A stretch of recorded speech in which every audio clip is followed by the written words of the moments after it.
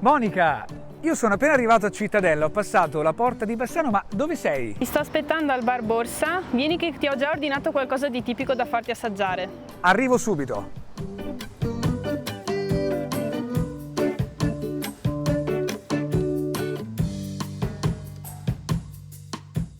Monica! Ciao David! Eccomi qua! Benvenuto ciao. a Cittadella. Grazie! Ma tra l'altro in un attimo ci troviamo nel Medioevo. Esatto, l'impressione quando si entra in città è proprio quella di tornare indietro nel tempo. Pensa che la città è stata fondata nel 1220, perciò quest'anno si festeggiano gli 800 anni della città.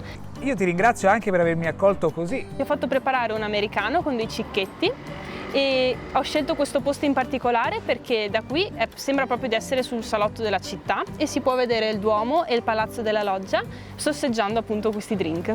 So che addirittura si può salire e fare questo camminamento unico in Europa. È l'unico camminamento in Europa completamente percorribile, di forma ellittica e di epoca medievale. E dopo ti porto. Bene, facciamo un brindisi per iniziare? Cin. No, fermo! Ah. Per buon augurio si batte.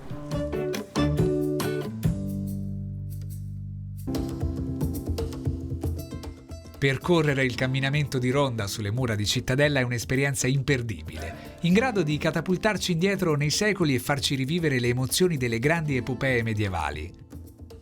All'interno possiamo ammirare il Duomo, il Palazzo Pretorio, il Municipio, il Campo della Marta e la distesa di tetti rossi delle case antiche e dei palazzi storici.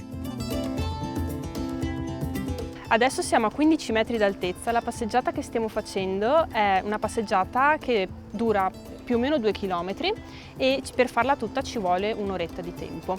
È la cosa più bella da fare quando si viene a Cittadella perché oltre al camminamento di ronda ci sono anche dei musei visitabili lungo il percorso. Adesso ti porto nella terrazza panoramica a 30 metri d'altezza sulla Torre di Malta per ammirare il panorama. Siamo a 30 metri d'altezza, è il punto più in alto delle mura di Cittadella. Da qui si possono ammirare le montagne alle nostre spalle con in cima a Grappa proprio dietro al campanile e dalla parte opposta abbiamo il panorama dei Colli Euganei. E un leggero venticello che ci abbraccia, ma come mai si chiama Torre di Malta? Allora, Malta vuol dire prigione, infatti queste una volta erano delle carceri. A dominare tutta Cittadella, ovviamente. Da qua noi ti ringraziamo per questa incredibile passeggiata. Grazie a voi. E la nostra gita fuori porta continua.